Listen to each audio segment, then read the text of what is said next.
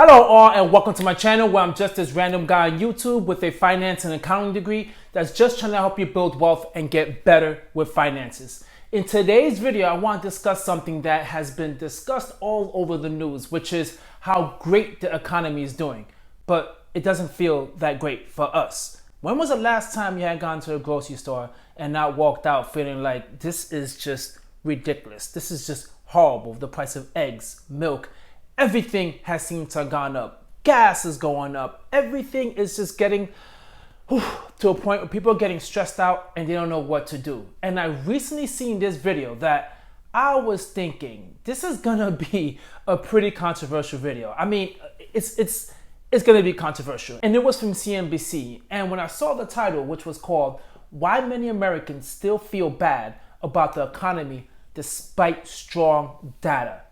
Ooh, a lot of people do not like data. Sometimes data doesn't tell the full truth. And I'm gonna play this video. I'm gonna give you my reaction and my comments about this video. But before I do that, guys, please take the time to hit the like and hit the subscribe button. I'm trying to get to 1,000 subscribers, and with your help, I will certainly get there. Let me not keep you waiting. Let's get straight to the video. Take a moment to consider your financial situation. Are you better or worse off financially than you were a year ago? How about a year from now? Where do you see the country headed in the next 5 years? These are just some of the questions used by the University of Michigan to calculate the Consumer Sentiment Index, an economic indicator measuring how people feel about the economy. Now, we all know the sentiment is the economy is not doing that great. We're struggling. Yes, the stock market is doing great. Yes, the Dow just broke $40,000, but it's still getting expensive in the stores buying all these groceries, okay? Anything you buy right now is extremely expensive. But what I find interesting about that question is, how do you feel compared to last year? I don't feel that bad. I actually feel like I'm in a good position compared to last year. But the reason why is because I was able to remain afloat. And let me know if you guys feel the same way too. If you're able to just survive, then of course you're feeling better than last year. Because last year you felt like living this lifestyle and trying to sustain with the economy being the way it is and inflation being so high isn't be so difficult. So we're always worried about the future, which is why the second question of how do you see the future turning out to be, it can't be bright. All right, guys, until we start seeing things going down, like rent, mortgage interest rates, groceries, until all these things start going down, we're not going to feel that great about the future. But there's a pervading sense of disconnect between the overall economic picture and how people feel about the economy. Despite declining inflation, a healthy labor market with record low unemployment, as well as stocks that remain in a bull market, consumer sentiment remains below pre-pandemic levels. When people are sort of asked almost anything about the economy, they react in a very sort of visceral way that everything is lousy, even though there's a fair bit of evidence that bit by bit things are getting quite a little bit better. Okay, well, you see, the reason why we feel like everything is still lousy and we're down with basically how the economy is doing is this. Currently, the way things are right now, guys, is not looking that great, and things are remaining the same, stagnant, which is extremely expensive. And some things are trickling up even higher. Gas is getting higher, our groceries are getting higher, but we're noticing that big drastic jump. And I don't care who you are, okay? We're all hoping that things start going down in prices, but it's not the case. I don't think prices of all these groceries and gas is ever gonna get to a point where we're all gonna feel like extremely happy about it. That's just not the way business works, and that's just not the way the economy works. But to sit there and act like the economy is doing so great just because stocks are doing great, which a majority of society does not invest in stocks, it's not a good thing to say. And it's not just consumer sentiment levels that have been at odds with strong economic data.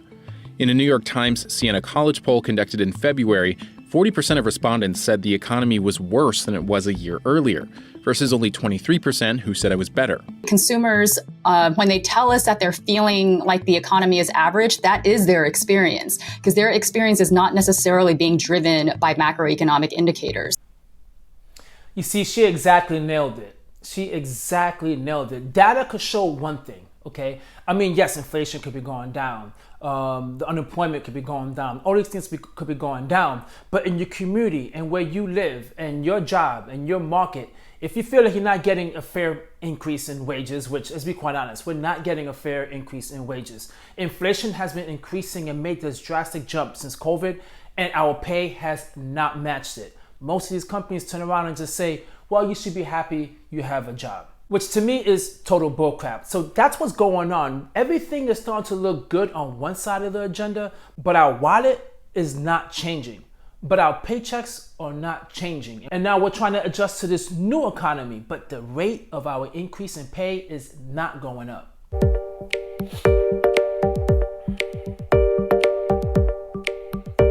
The surveys of consumers at the University of Michigan have been measuring consumer sentiment since 1946 and on a monthly basis since 1978. It's based on a number of questions about personal finances, business conditions, as well as buying conditions for durables, both right now and for their expectations for the future. And taken together, what research has shown is that it captures very well how people feel about the economy, which feeds into how they make economic decisions going forward.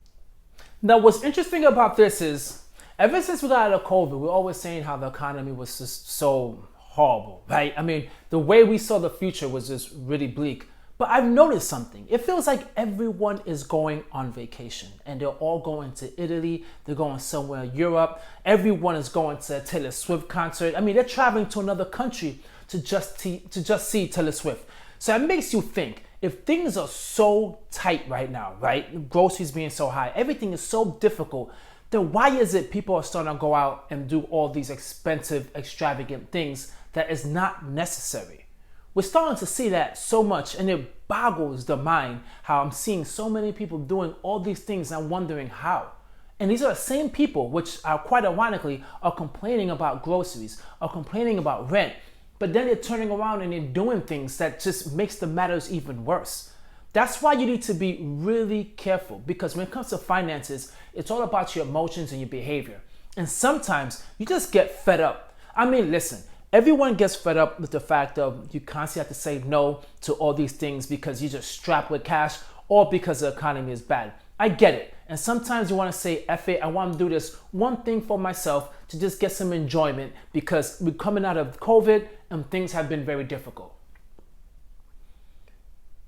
But to continually do that and to continually add more and more debt on your credit card and just say YOLO and not care and do all this soft spending and making matters even worse, that's where things can get very dangerous. Because now there's certain people that were saying, well, you know what, the economy is not as bad as it was last year. Why? Because they held tight.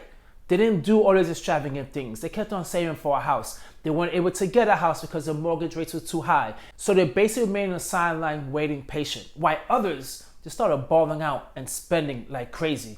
What do you guys think? Do you think there is a true big difference between some people, how they see the economy because they're being irresponsible? Or do you think everyone sees the economy as negative because it's just not looking that great? But beyond consumers not reaping the rewards from the strong economic data, in some cases their views of the economy stand in direct contrast with the data itself. In fact, in a Wall Street Journal poll conducted in February of 2024, 68% of Americans surveyed said inflation had moved in the wrong direction in 2023, despite data showing otherwise. People don't tend to think in terms of inflation. Economists do, but economists are not normal. Normal people think in terms of price levels. Consumers are, I would say, well connected with what's going on in the macro economy, but they don't necessarily internalize every piece of good news as a favorable factor for them. For them, inflation is top of mind and is really underpinning a lot of their overall views. Well, the guy is right. You know, we don't think as economists, we think as humans. Okay, we make rational decisions based upon the decision we're going to make at that moment, which is groceries. There's no way around it, guys. We need groceries to survive. We need to pay our utilities to have our AC and our power running in our home. If we have a vehicle, we need to get gas. We need to buy a vehicle, it's going to be expensive. There's all these things that you need in life in order to survive. So yes, if we're noticing all these things increasing and other stuff is not, right? Everything else is starting to become cheaper. It don't matter, because as long as you keep on seeing the essentials, all right, the rent, the food, just going out to have dinner, or whatever the case may be, you keep on seeing that go up to a point where it's making your wallet so tight, then everything else that's going on, we're saying the inflation is starting to go down, it does not matter. In an op-ed for the New York Times, economist Paul Donovan argues that while consumers tend to forget the price of less frequently bought, more expensive items, they are much more likely to remember the price of lower-priced, frequently bought goods. You see, that's just what I said, and it said Snicker bar because it's funny. I guess I'm not the only one that uses that, but I do remember, like in the late mid-90s, yeah, I guess I'm dating myself here. I remember Snickers was 50 cents. Now it's like $1.50 for the same type. That's 3 times the price as when I remember as a kid, okay? And I don't recall seeing anything go up 3 times the price of when I was a kid. Maybe gas. Yeah, I remember when gas was like 95 cents to $1. The good old days. But that is true though. I mean, I remember some stuff like Snickers being so cheap. But let's be quite honest. Who gives a damn about Snickers? Snickers could go up 10 times, 20 times, 30 times. I don't care about the Snicker bar. What I care about is the things that I use on a day-to-day basis, which is gas, my utilities for home, my internet, my food, groceries. That's all I really care about, and I'm sure that's all you care about as well. Who cares about Snickers? Just don't mess around with the price of Kit Kats. I love my Kit Kats. And that's a real problem at the moment because when we look at the composition of inflation, particularly in the United States, durable goods prices, so televisions, furniture, consumer electronics, they're falling. But nobody remembers that fact. However, every time you go to a vending machine to buy a Snickers bar, you remember the fact that that price has gone up because it used to be this price and now it's this price. And so that sort of sticks in your mind. And that creates this illusion that inflation is higher than it actually is. Wait a minute. Wait 1 minute. Wait 1 minute. Okay, I do not agree with what he just said. At all. At all. Now, he's speaking strictly on numbers. I see what he's doing. I see exactly what he's doing. They're saying inflation is down because they're looking at everything at the totality. They're not looking at the individual things that keep on going up. It kind of offsets with, he said, TV and furniture. I do not care about a TV, okay? I cannot eat a TV. I cannot eat a furniture, all right? And by the way, the TVs they make nowadays last forever, okay? I don't have a TV on my weekly budget. Okay, I don't have a furniture on my weekly budget. That might be every few years, 5, 6, 7, 8 years that I might need to rebuy a TV or furniture. But there's a reoccurrence that I'm getting with my groceries. And if I'm starting to notice prices like that are going up to a point where it's just getting extremely ridiculous, then yes, I'm gonna complain. And yes, most likely you're gonna complain because that's something that's reoccurring and you need throughout life. But why are we comparing that to a Snicker bar like they did earlier, a TV, and furniture? I mean, really? Come on, they gotta do better than that. While overall inflation levels have been steadily declining over the past year, the cost of so-called high-frequency purchases, namely food and gasoline, have remained stubbornly high. Even though a coffee or the things that we buy at the grocery store on an absolute level for each individual item may not compose that much of our spending, it is more salient and accessible in our minds because we do it more readily.